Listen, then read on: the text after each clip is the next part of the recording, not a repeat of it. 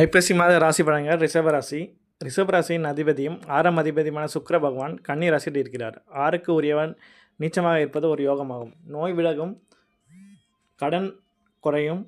இருப்பினும் ராசி அதிபதி என்பதால் அவர் நீச்சமாகும் போது அக்டோபர் 16ஆம் தேதி வரை கவனமாக இருப்பது நல்லது. அதுவரை புதிய முயற்சிகளை செய்யாமல் இருப்பது நல்லது. அக்டோபர் 16ஆம் தேதிக்கு பிறகு சுக்கிரனும் சூரியனிடமும் சேர்ந்து ஆட்சி பலம் பெறுவதால் சுக்கிராதித்ய மகா ராஜயோகம் உண்டாகும். இதனால் சூரியனின் நீச்சம் தன்மை நீங்கி உங்களுக்கு மிகப்பெரிய நீச்சபங்க ராஜயோகம் உண்டாகும். 16ஆம் தேதிக்கு பிறகு ரிஷபராசிக்கு மிகப்பெரிய யோகமாக காலகட்டமாக இருக்கும். பணவரவு நன்றாக இருக்கும்.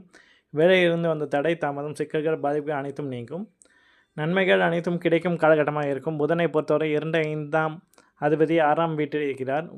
விருச்சிகத்துக்கு புதன் குரு பார்வையில் பெறும்போது திடீர் வருமானம், திடீர் யோகம், திடீர் அதிர்ஷ்டங்கள் உண்டாகும். குடும்ப வாழ்க்கை ஒற்றுமையாக இருக்கும். பணம் கொடுக்கல் வாங்கலில் இருந்து வந்த பிரச்சனைகள் நீங்கும். குழந்தை பிறப்புக்கான யோகம் உண்டாகும்.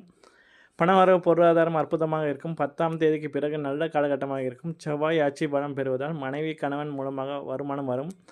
வெளியூர், வெளிநாடு செல்லும் யோகம் உண்டாகும். செவ்வாய் குரு பார்வை பெறும்போது கண்டிப்பாக முழுக்க நிம்மதியான தூக்கம் வரும்.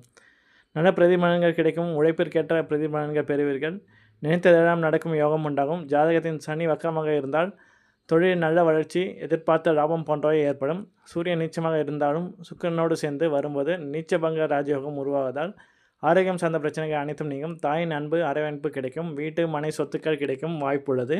இந்த ஐப்பசி மாதம் உங்களுக்கு பிரகாசமாக மாதமாக அமையும். நன்றி.